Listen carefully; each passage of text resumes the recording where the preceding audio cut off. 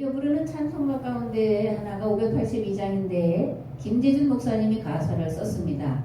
어둠 밤 마음에 잠겨 역사의 어둠 짙었을 때에 계명성 동쪽에 밝아 이 나라 여명이 왔다. 고요한 아침의 나라 빛 속에 새롭다. 이 빛 삶 속에 얽혀 이 땅에 생명탑 놓아간다. 옥토에 뿌리는 기뻐 하늘로 줄기가지 솟을 때 가지 멍만을 헤어 그 열매에 만민이 산다. 고요한 아침의 나라 일꾼을 부른다. 하늘 씨앗이 되어 역사의 생명을 이어가리. 맑은 샘줄기 용솟아 거치는 땅에 흘러적실 때 기름진 푸른 돌판이 눈앞에 활짝 트인다. 고요한 아침의 나라 새 하늘 새 땅아 길이 꺼지지 않는 인류의 횃불 되어 타거라. 아멘. 586장도 좋아하는데 여기에서 마음에 닿는 가사가 하나가 있습니다. 새 시대는 새 의무를 우리에게 주나니. 2021년 신축년 새해가 밝았지만 여전히 2020년 중국 우한에서 시작하여 전 세계를 뒤엎은 코로나 바이러스의 무차별 공격 앞에 속수무책으로 당하고 있고, 거기다가 한 걸음 더 나아가 영국과 남아 공발 새로운 변이의 출현은 한층 더 우리의 몸과 마음이 움츠러들고 있는 것이 현실입니다. 거기다 덧붙여 미국 대선 결과 공화당의 트럼프가 민주당의 바이든에게 침으로 정권이 민주당에게로 넘어갔는데 이것이 세계 역사의 흐름과 더 나아가 향후 대한민국에 어떤 영향을 끼치게 될지에 대한 염려가 큰 것 또한 사실입니다. 이런 때 믿는 자는 과연 무엇을 또 어떻게 할 수 있을까 심히 고민해야 되고, 또 목사라는 이름이 주는 무게감과 책임감으로 인해 저 자신은 더 많은 두려움과 염려가 앞서는 것이 사실입니다. 무엇보다 심각한 문제는 이런 난제들을 뚫고 나갈 힘이 과연 한국교회에 있는가 하는 점입니다. 더 심각한 것은 신학과 설교가 과연 올바른 길로 가고 있는가, 그것에 대한 의식은 있는가라는 문제다라고 저는 생각을 합니다. 얼마 전에 교계 지도자들이 국무총리를 면담했다 그런 소식이 이제 올라와 있던데, 그 각 교계 지도자들이 이 국무총리에게 요구한 게 뭐냐면 규모에 맞게 예배인을 늘려달라 그거예요. 자기들 교회는 큰데 그 뭐 몇십 명만 예배 드릴 수 있냐, 더 늘려달라라는 것을 건의를 했대요. 또 부산의 어떤 교회들은 정부의 방역 대책을 무시하겠다, 그래서 대면 예배를 강행하겠다라고 나섰다는 보도도 보게 되는데, 이런 보도를 접할 때마다 가슴이 답답하고 부끄럽기 짝이 없습니다. 물론 저는 그분들에게 비할 바가 못 되죠. 감히 그분들에게 뭐라 할 자격이 없다는 것을 인정합니다. 그럼에도 여전히 답답하고 부끄러운 것은 제 몫이 되어 돌아오는 것은 어쩔 수가 없습니다. 자금의 사태가 일어난 근본 원인이 무엇인지를 똑바로 알아야 근본 대책을 세울 수 있을 텐데, 그런 것에는 전혀 관심 없어 보이고 단지 몇 명이라도 더 예배를 드릴 수 있게만 해주신다면 감사하겠다고 머리를 조아리는 모습을 보고 있노라니 한숨만 나올 뿐입니다. 그럼 이제 저에게 이렇게 물으실 수 있을 거예요. 넌 오늘의 코로나 사태와 환경오염과 기후변화의 근본 원인이 어디 있다고 보냐?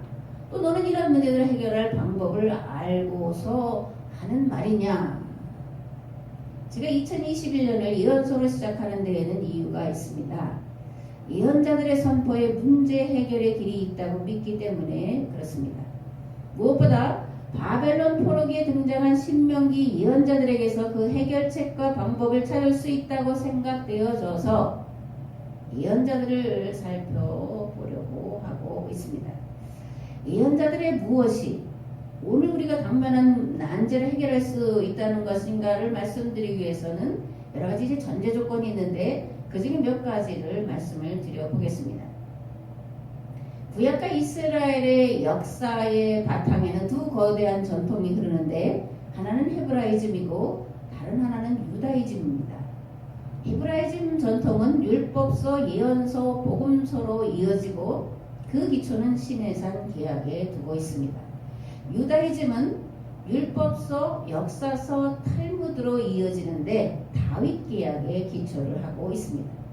히브리어로 율법을 이제 도라라고 그러죠. 또는 모세 오경이라고 하는데 창세기, 출애굽기, 레위기, 민수기, 신명기가 이제 도라인데, 이 토라는 시내산 계약법에 뿌리를 두고 있습니다. 문제는 이러한 시내산 계약 전통이 다윗과 솔로몬으로 이어지는 왕정기에 가서 시온산 계약 또는 다윗 계약 전통으로 바뀌었다는 데에 문제가 있습니다.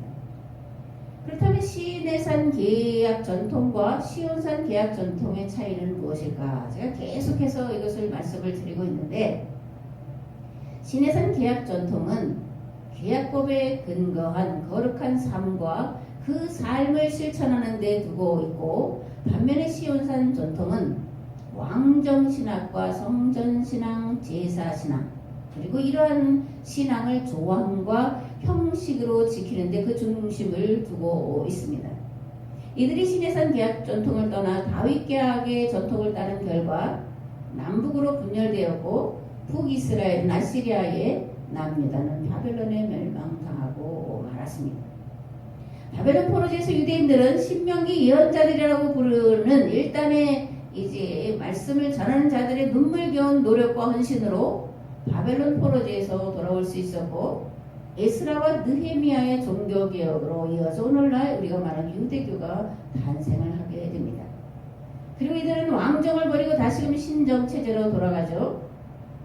그리고 자신들의 역사를 새롭게 편찬하는데 그것이 역대기 역사서 또는 유대교 역사서입니다. 이런 것들을 주도한 이들을 바리새인이라고 부르는데, 이들이 예수님 당시에 만나는 바로 그 사람들입니다. 우리가 구약을 이해하는 데 알아야 할 기본 상식 중에 하나가 또 있는데 예언자입니다. 예언자들은 왕정기에 등장하는 새로운 그룹을 칭하는 이름이다. 그렇게 지난주에도 말씀을 드렸는데, 이들은 율법과 시내산 전통에 뿌리를 두고 있고, 등장하는 시기에 따라서 포로기 이전 예언자, 포로기 예언자, 포로기 이후 예언자로 나누어지고 있습니다. 왕정기에 등장하는 예언자로는 북왕국에서 활동한 엘리야와 엘리사, 아모스, 호세아가 있고, 남유다에서 활동한 예언자로는 미가, 이사야, 예레미야가 대표적인 자들입니다.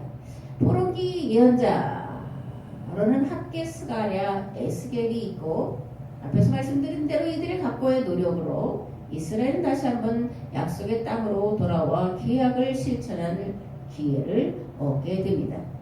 특히 이들은 시나고그라고 불리는 회당을 중심으로 제사가 아니라 율법서를 가르치고 배우는 교육으로 성전 예배를 대체시켰고, 무엇보다 가정에서 자녀들에게 율법을 가르치는 데 주력을 했습니다. 율법 학자들의 수고와 헌신으로 유대인의 자녀들은 12살이 되기 전에 율법서를 모두 다 외우게 되는 데까지 이르렀고, 그 결과 하나님께서는 이들에게 가나안 땅으로 다시금 돌아갈 수 있도록끔, 그래서 계약법을 다시금 지킬 수 있도록끔 기회를 주셨다는 것을 역사는 증명하고 있습니다. 귀한 이후의 예언자들로는 이제 대표적으로 에스라, 느헤미야가 있고, 우리는 에스라를 유대교의 창시자다 이렇게 부르고 있습니다. 또 알아야 할 것이 있는데, 이스라엘에는 두 역사서가 있다는 거예요. 성경에 두 역사서가 있습니다. 하나는 신명기 역사서고 하나는 역대기 역사서예요. 신명기 역사서는 잘 아는 대로 여호수아, 사사기, 사무엘기, 열왕기이고, 다른 하나는 역대기입니다. 근데 여기서 알아야 될 중요한 것이 있는데, 두 역사의 사관이 다르다라는 거예요.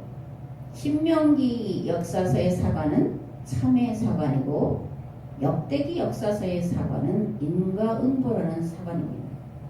중요한 것은 신명기의 참의 사관은 바벨론 포로로 끌려간 이스라엘을 회개케 하고 하나님과 율법으로 돌이키게 하는 특효약이었다면, 역대기 역사관인 인과응보 사상은 물론 포로기에는 이스라엘을 회개의 길로 하나님께로 인도하는 특효약이었지만, 시간이 지나면서 점차 이스라엘로 하나님과 맺은 계약에서 멀어지게 만들었고, 마침내 계약이 파기되는 결과를 가져오는 독약으로 변질되었다는 것입니다.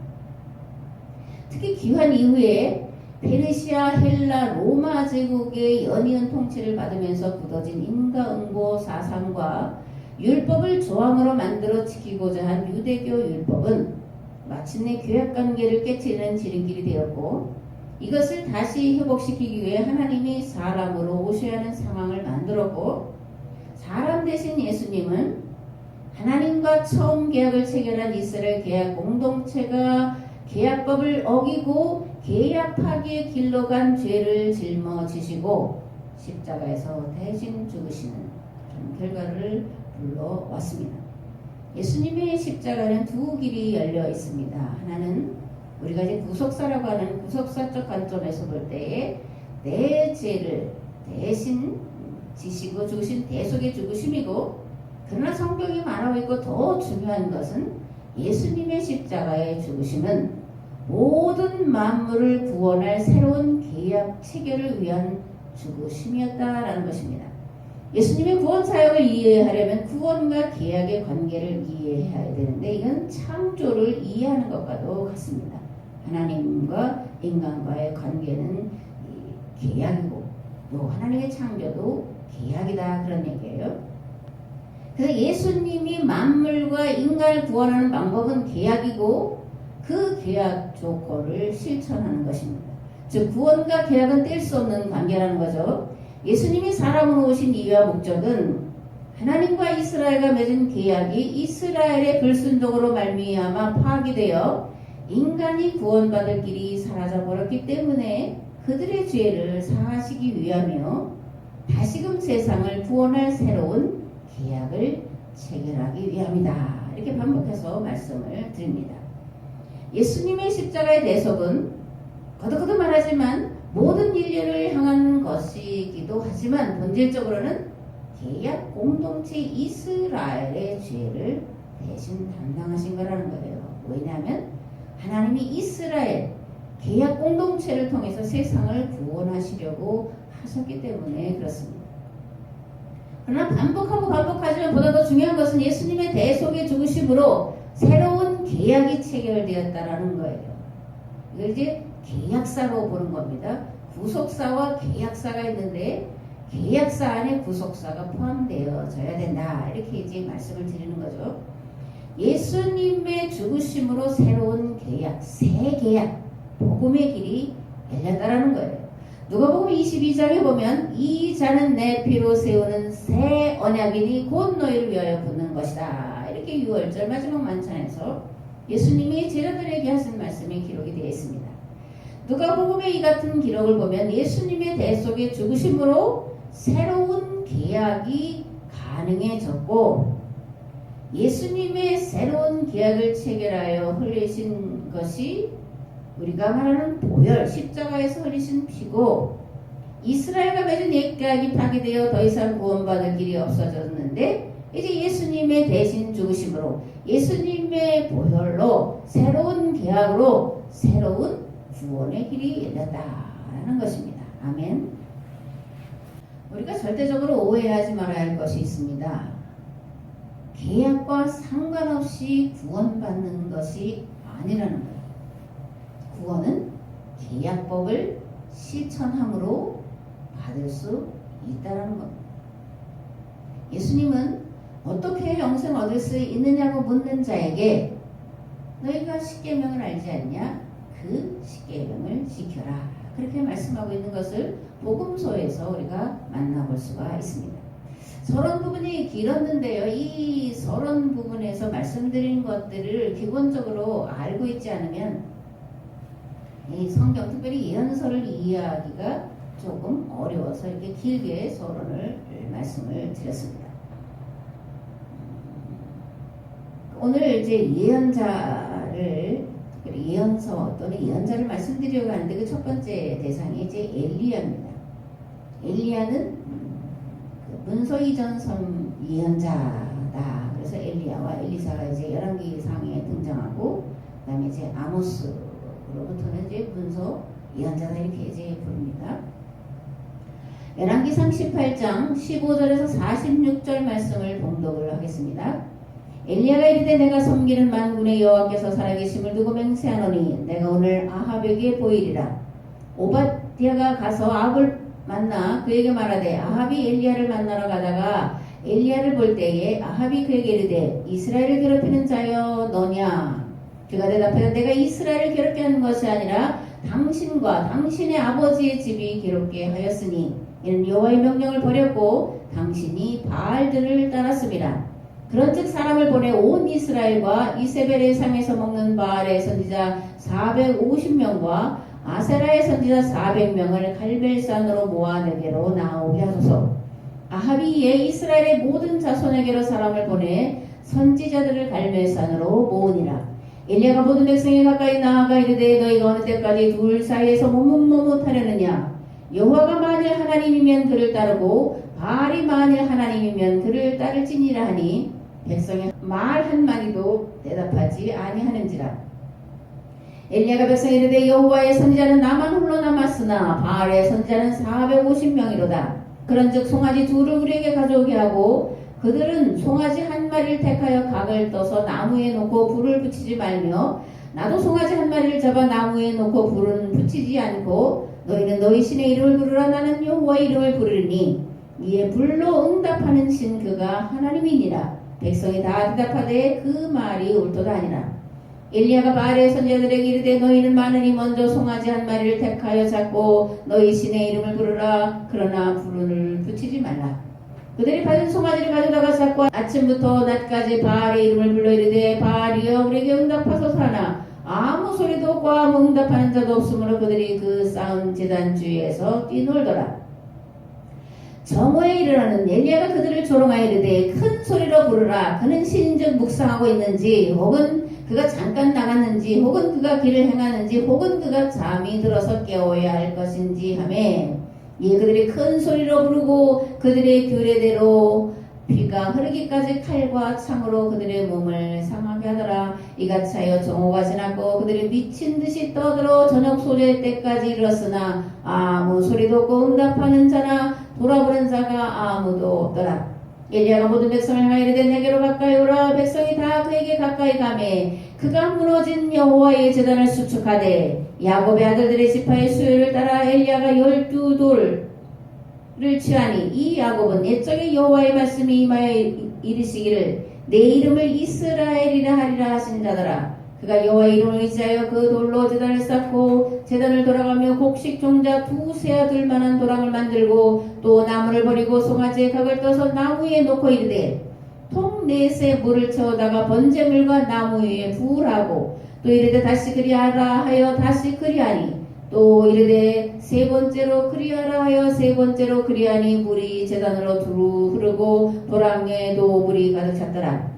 저녁 수제 때에 이르러 선지자 엘리야가 나아가서 말하되 아브라함과 이삭과 이스라엘의 하나님 여호와여 주께서 이스라엘 중에서 하나님이신 것과 내가 주의 종인 것과 내가 주의 말씀대로 이 모든 일을 행하는 것을 오늘 알게 하옵소서. 여호와여 내게 응답하옵소서. 내게 응답하옵소서. 이 백성에게 주 여호와는 하나님이신 것과 주는 그들의 마음을 되돌이키심을 알게 하옵소서 하며 이에 여호와의 불이 내려서 번제물과 나무와 돌과 흙을 태우고 또 도랑에 물을 핥은지라. 모든 백성이 보고 엎드려 말하되 그는 여호와 하나님이시로다. 여호와 그는 하나님이시로다 하니 엘리야가 그들에게 이르되 바알의 선지자를 잡되 그들 중 하나도 도망하지 못하게 하라 하며 곧 잡은지라. 엘리야가 그들을 기손 시내로 데려다가 거기서 죽이니라. 아멘.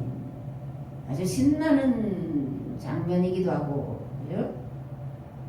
두려운 장면이기도 하고 통쾌한 장면이기도 한 갈멜산 사건을 이제 봉독해 드렸습니다.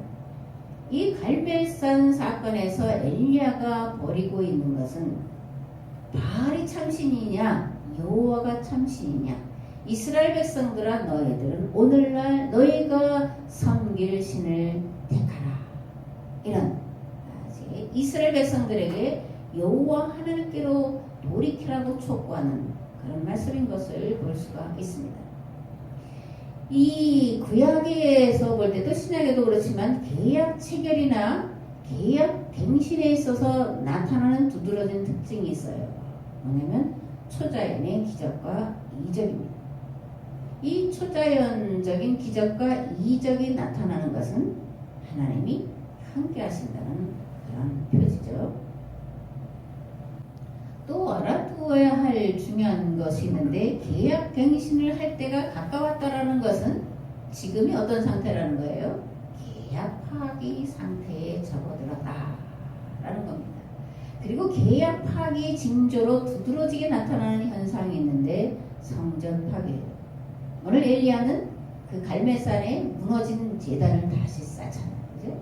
바알과 아세라를 섬기느냐고 이스라엘 사람들이 여호와 하나님을 찾지 않았다. 계약 파기의 증거다. 이런 거예요. 오늘날 우리의 신앙 형태와 세계 정세 그리고 환경과 기후 문제는 계약이 파기될 때 나타나는 두드러진 징조예요. 두드러진 징조와 같습니다.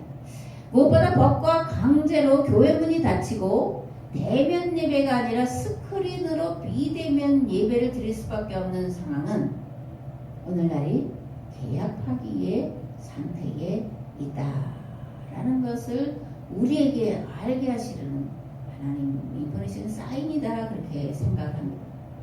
오늘의 교회, 오늘의 성도 과연 이럴 때에 무엇을 선택하고 어떻게 해야 될까? 이 예언자와 예언서들이 선포하는 말씀을 통해서 가슴을 찢고 통회하고 자박하는 심정이 우리 가운데 일어나야 된다 그렇게 생각을 합니다. 북왕국의 오므리 왕조는 이제 이 오므리는 군대 장관이었는데 북왕국의 6번째 왕이 돼요. 그리고 이제 12년 동안 왕이 있었는데 왕권을 견고히 하고 국력을 키운 자입니다. 물론 이제 오므리가 그렇게 할 수 있었던 것은 이집트와 메소포타미아라는 두 강대 세력이 균형을 이루었기 때문에 전쟁이 없었고 그래서 어부지리로 북이스라엘 이제 평화를 누리게 된 거죠. 이 오므리는 그러한 때에 이제 자기가 군대 장관이었으니까 그 통치력을 발휘해서 북이스라엘의 10지파를 하나로 통합을 해요. 그리고 수도를 사마리아로 옮기는데 이 사마리아는 국제적인 무역로와 군사도로 요충지였습니다. 그래서 이것을 바탕으로 이제 국력을 그리고 국가의 기강을 이제 확고히 세운 게 오므리죠. 그래서 이제 오므리 왕조 그러면 북왕국을 대표해요. 그리고 오므리 왕조 때, 특별히 아합 때에 가장 강력한 군사력과 정치력과 외교력을 발휘했던 것을 볼 수가 있습니다. 오므리의 뒤를 이은 아합, 너무나 잘 알죠, 그죠? 이스라엘, 북이스라엘을 멸망으로 끌어간 그런 가장 큰 단초를 제공한 자가 아합이에요. 정치적으로, 경제적으로는 안정됐습니다. 부유했습니다. 평화를 누렸지만 신앙으로 그리고 하나님이 보실 때 계약 파괴의 길로 끌고 간 북왕국의 그 왕은 아합이다. 이렇게 성경과 역사는 증언을 하고 있습니다. 이 오므리, 아합의 아버지 오므리가 한 것 중에 아주 가장 큰 패착, 그 아합으로 이어진 그것이 뭐냐면 베니게의 공주 이세벨과 아들 아합을 결혼시킨 거예요. 이세벨의 아버지는 베니게의 왕이면서 바알신의 제사장이에요. 그래서 이게 옛바알이라고 그러는데 바알의 사람이다. 바알을 섬기는 자다. 이런 뜻이에요. 오므리는 베니게와 결혼 동맹을 맺음으로 해상력을 확보할 수 있었고 보다 안정적으로 이제 베니게나 그 지중해에서 나오는 물품들을 팔고 사면서 막대한 부를 축적할 수 있었고 국정을 잘 운영할 수 있었는데 문제는 이 결혼 동맹이든 국가 간의 동맹 관계를 맺을 때는 외계적인 것만 고려하는 게 아니라 신들도 주고받았다는 데 문제가 있어요. 아합이 베니게의 공주 이세벨과 결혼하면서 이세벨만 데려온 게 아니라 이세벨이 섬기는 신 바알과 아세라까지 데려오게 됐다라는 게 북이스라엘의 이제 패착이다 그거죠. 원래 가나안 지역에서 섬기던 우상은 바알이에요. 근데 이제 고대 농경 사회에서 섬기는 신들을 바알이라고 불러도 이제 틀리지 않습니다. 바알이라는 이름으로 불린 건 아니지만 어쨌든 풍요의 신, 생산의 신을 대표하는 게 이제 바알이에요.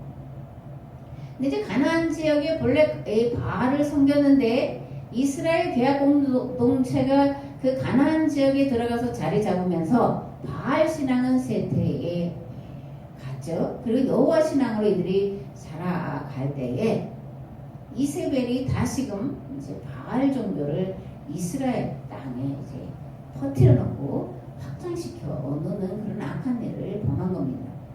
이세벨은 바알 신을 섬기는 제사장이자 왕의 딸이에요. 그리고 이세벨 자체도 이 바알 신을 열렬히 섬기는 자였습니다. 그래서 올 때에 혼수품으로 뭘 가져왔냐면 바알과 아세라의 제사장들을 데리고 왔죠. 오늘 보니까 바알 제사장 450명, 아세라 제사장 400명, 850명이라고 하는 아주 대대적인 집단을 이끌고 이 북왕국으로 시집을 온 여자가 이세벨입니다. 이들은 갈멜산에서 이제 엘리야에게 이제 죽임을 당하는 자들이죠. 어쨌든 이세벨이 수많은 바알과 아세라의 제사장들을 데리고 북왕국으로 시집을 왔는데 그 이유는 바알 신앙을 복원시키려는데 그 목적이 있었습니다. 그래서 거대한 바알 신전을 짓고 화려한 제사로 백성들의 마음을 빼앗았어요. 그 결과 북이스라엘에서 여호와의 신앙은 이 계약 전통은 광야 전통은 급속히 사라지고 바알과 혼합된 혼합 종교가 되어 갔습니다. 그리고 이때에 엘리야와 엘리사가 이제 등장을 하는 거죠.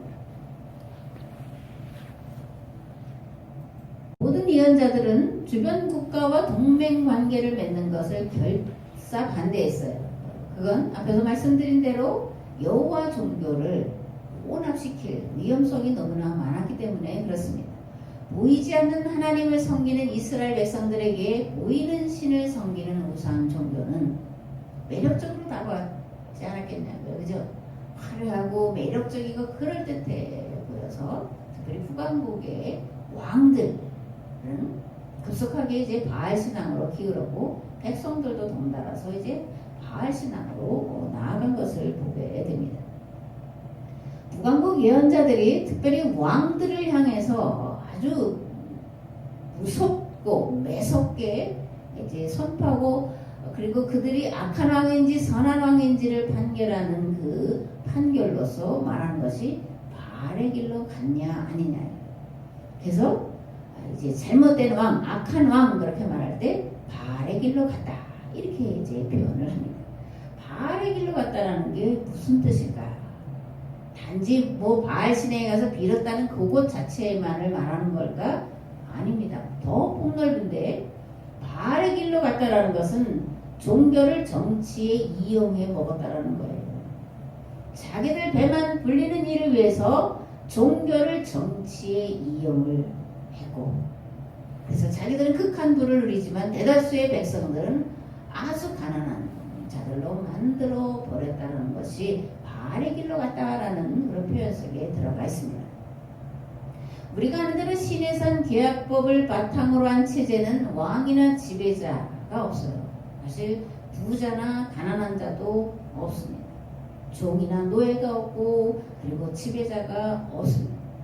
계급이나 신분으로 차별된 사회가 아니라 평등한 사회를 지향하는 것이 시내산 계약법 체제예요. 다 같은 하나님 앞에서 하나님의 법으로 살아가는 계약 공동체의 일원이기 때문에 평등한 사회였다 그거예요.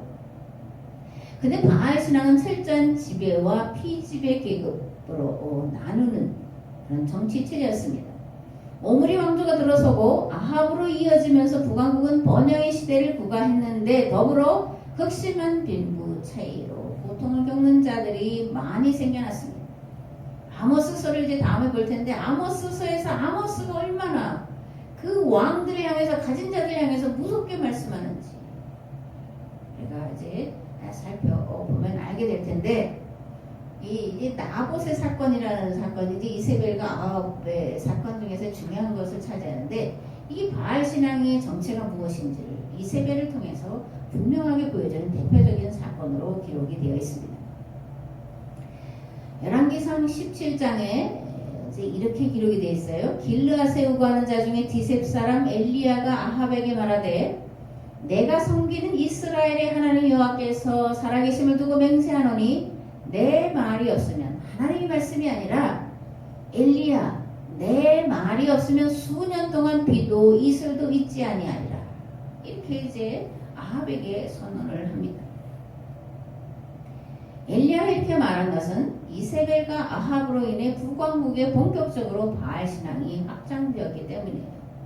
더 심각한 문제는 바알 종교의 확장은 필연적으로 혼음 문화로 이어지기 때문에 그렇습니다. 바알과 아세라를 섬기는 행위의 최고점에는 제사장들과 성적인 관계를 맺는 거예요. 이것을 통해서 이제 많은 풍요와 생산을 얻게 되려는 그들의 믿음을 이제 따라서인데, 그렇게 하다 보니까 이제 그 이방 신전에는 여사제, 남사제, 남참, 여참들이 늘 준비하고 있어서 제사 드리러 오는 자들과 이제 혼음을 하게 되고, 이런 남창이나 여창이 모자라면 서로 이제 같이 혼음을 하는 거예요. 우리 이해하기 어렵지만 이 통일교를 보면 이해할 수 있는 이제 그런 일들이 이 제사 드리러 오는 때마다 벌어졌던 일입니다. 10계명 제7계명에 간음하지 말라 이런 이제 말씀이 나오죠. 이 간음하지 말라는 것은 오늘 우리가 생각하는 윤리 도덕적인 간음을 뜻하는 게 아니에요. 본래는 우상 종교에서 벌이는 혼음을 금지하라는 강력한 종교적인 요청이에요. 그래서 이제 이런 혼음을 하는 자들, 간음하는 자들은 돌로 쳐 죽여라. 그렇게 성경은 말씀하고 있습니다. 우상 종교의 특징, 이단과 사이비의 특징은 다 같이 혼음이에요. 이런 것들은 가정을 깨트립니다. 하나님의 창조의 질서를 깨트리는 거예요. 요즘 미국 사회, 특히 이제 민주당과 기득권층 사이에, 그리고 우리나라 공산 사회주의자들이 보여주는 행태 가운데 두드러진 특징이 하나 있는데 뭐냐면 성적 분란이에요. 소와 성애자들이 미국 주류 사이에 난무하다 이런 소리를 우리가 많이 듣죠. 왜 이렇습니까? 이게 무슨 현상입니까? 돈이라는 변형된 바알과 아세라를 그들이 섬기고 있기 때문에 그러는 거예요. 그들이 교회를 다니고 또는 성당을 다니고 또는 유대교 신자일지 몰라도 그들이 실제로 섬기는 건 바알과 아세라인데 그의 다른 이름은 돈이라는 거예요. 근데 세계에서 유일하게 혼음 문화를 배격하는 종교가 있습니다. 뭘까요? 여호와 종교. 여호와를 하나님으로 섬기는 종교, 기독교만이 혼음을 또 간음을 철저하게 배격을 하고 있습니다. 그래서 교회 안에서 이제 윤리 도덕적으로 이런 문제가 일어나는 것도 우리가 정말 하나님을 믿는 건지 아닌지를 간음할 수는 잣대다 하라고 말해도 과언이 아니다 그렇게 생각합니다. 이제 2021년에 교회가 회복해야 될 건 가정의 순결이에요. 간음을 멀리하고 이혼을 멀리하고 폭력을 멀리하고 가정의 평화를 이루는 일에 온 힘을 기울여서 세상이 보여줘야 된다 그런 생각을 해보게 됩니다. 왜 기독교는 간음하지 말라는 것을 강력하게 요청을 하고 있을까? 하나님이 가장 귀하게 여기시고 또 가장 원하시는 것이 가정의 건강과 행복과 안녕이기 때문에 그래요. 자식을 낳아놓고 또 자식이 결혼하고 그러고 나서 그들이 건강하게 행복하게 그리고 이제 가정이 평화를 누리며 살아가는 것을 보기를 원하시지, 특별히 이제 이런 성적인 문제로 가정이 깨어지고 불화가 일어나고 하는 것을 어느 부모가 원하겠어요. 마찬가지로 하나님은 이 간음이라는 것은 창조 질서를 깨트리는 것이기 때문에 가장 악한 범죄로 보는 것이고 돌로 쳐죽여라까지 무섭게 말씀하고 있다는 것을 우리가 반드시 기억을 해야 된다 그렇게 생각합니다. 엘리야가 북이스라엘 백성들이 시내산 계약법을 떠나 바알로 기울어 간 것을 보고 빼어든 칼이 있는데 그게 뭐냐면 말씀이에요. 내 말이 없으면입니다. 엘리야가 꺼내드는 가장 강력하고 무서운 징계의 말씀은 내 말이 없으면이에요. 예언자들은 하나님의 이름으로 말씀을 선포하는데 하나님이 가라사대 하나님 말씀하시되 라고도 하지만 내 말이 없으면이라고도 선포를 한다는 걸 우리가 알아야 돼요. 모세도 신명기에서 내가 모압 평지에서 가르친 이 말씀대로 살아라 그렇게 말씀하고 있지. 시내산에서 받은 그 출애굽기에 기록된 그 10계명으로 신앙생활을 하라고 말하지 않아요. 출애굽기에서 기록된 10계명을 40년 뒤에 모세가 다시 한번 재해석하는데 그것이 신명기인데 내가 오늘날 너에게 말한 이 모든 것을 가나안 땅에 들어가서 지켜라 그렇게 말합니다. 오늘 엘리야는 뭐라 그래요? 내 말이 없으면 내 말이 없으면 수년 동안 비도 이슬도 있지 아니하리라 이렇게 선포를 합니다. 농사를 지어먹고 사는 땅에 비와 이슬이 내리지 않으면 어떻게 돼요? 근데 이 북이스라엘 사람들은 비와 이슬을 내려주는 신이 바알과 아세라라고 믿고 있으니까 내 말이 없으면 비도 이슬도 내리지 않을 거다. 3년만 동안 비와 이슬이 내리지 않은 역사가 일어나게 돼요. 바알과 아세라가 풍요를 주는 게 아니다. 바알과 아세라가 농사를 짓게 하기 위해서 이슬과 비를 내리는 게 아니다. 여호와가. 그러므로 내 말이 하나님 비를 내려주세요. 비가 올 것입니다. 라고 말하지 않는 한 이스라엘 땅에 특히 북이스라엘은 비가 한 방울도 이슬도 한 방울도 내리지 않겠다. 똑똑히 봐라. 풍요와 생산 너희들이 먹고 마시고 행복하게 살 수 있는 모든 것들을 주시는 분은 오직 여호와 하나님뿐이다. 이것을 선언하는 거예요. 내 말이 없으면 수년 동안 비도 이슬도 있지 아니하리라. 갈멜산 사건이 주는 교훈은 살아계신 하나님을 의식으로 제사로 짐승으로 섬겨서는 안 된다라는 것을 분명하게 가르쳐주는 데 있습니다. 무엇보다 여호와 하나님과 바알 사이를 오가면서 혼합신앙으로 치닫고 있는 이스라엘 사람들에게 여호와 하나님만이 살아계신 하나님이시요 참신이시요 너희들을 살게 하시는 생명의 주인이시고 역사의 주인이시다라는 것을 믿게 해놓은 사건이 갈멜산 사건입니다. 그래서 다시 한번 계약갱신이 이루어지는 거죠. 미국발 세계 정세가 우리 마음까지 어둡게 하고 불안하게 만듭니다. 왜냐하면 미국의 문제는 미국의 문제로만 그치지 않기 때문에 그러는 거예요. 영국과 남아 공발 변종 코로나 바이러스가 급속하게 확산되기 때문에 어떻게 될지 몰라도 사실 전전에 근금하게 되고 더 이제 조심을 하게 되는 그런 상황 속에 우리가 놓여 있습니다. 예전으로는 결코 돌아갈 수가 없어요. 21세기를 무슨 세기라고 부를까 그런데 이름이 없는데 코로나 이후 시대 이렇게 불러야 될지 몰라요. 코로나 이전과 코로나 이후는 역사의 분기점이 됐어요. 21세기 가는 건 코로나예요. 다시는 코로나 이전으로 우리가 돌아갈 수가 없습니다. 오히려 더 심각한 상태로 더 무서운 것들이 계속해서 몰려와서 우리를 옥죄일 것이고 어쩌면 우리가 생각하는 것보다 또 상상하기 싫을 만큼 무섭고 두려운 현실이 우리 앞에 펼쳐질지도 모르는 정말 절체절명의 위기 가운데 우리가 놓여 있습니다. 이럴 때 우리에게 가장 필요한 존재는 누구겠습니까? 내 말이 없음이라고 선포할 수 있는 하나님의 영과 하나님의 말씀에 사로잡힌 하나님의 사람들, 하나님의 영과 하나님의 말씀에 사로잡혀서 애끓는 심정으로 죽어가는 자식을 살리기 위해서 자기의 몸과 피와 살까지 다 내어주려고 덤비는 애미의 심정으로 하나님께로 돌아오라고, 하나님께로 돌아와야지만 산다고 계약법을 지켜야만, 계약 공동체인 교회가 하나님 앞에서 하나님과 맺은 계약법을 지키는 것밖에는 살 길이 없다고 외치는 자들이 우후죽순처럼 일어나야 돼요. 여전히 바알과 여호와 하나님 사이에서 머뭇거리며 눈치만 보는 기독교인들을 안타까운 하나님의 마음과 하나님의 심정으로 내 말이 없으면 이라고 선포할 하나님의 사람, 그런 사람들이 일어날 때 하나님 반드시 우리를 측은히 여기시고 불쌍히 여기셔서 살 길을 보여주실 줄을 믿습니다. 하나님의 영과 마음에 사로잡힌 자들이 일어나서 내 말이 없으면이라고 선포하는 그때에 하나님이 초자연을 들어 쓰셔서 하나님이 그들과 함께 하신다는 것을 보여주실 것이고, 이 죽음과도 같은 어둠과 절망의 늪에서 속히 벗어나게 하실 줄을 믿습니다. 아멘.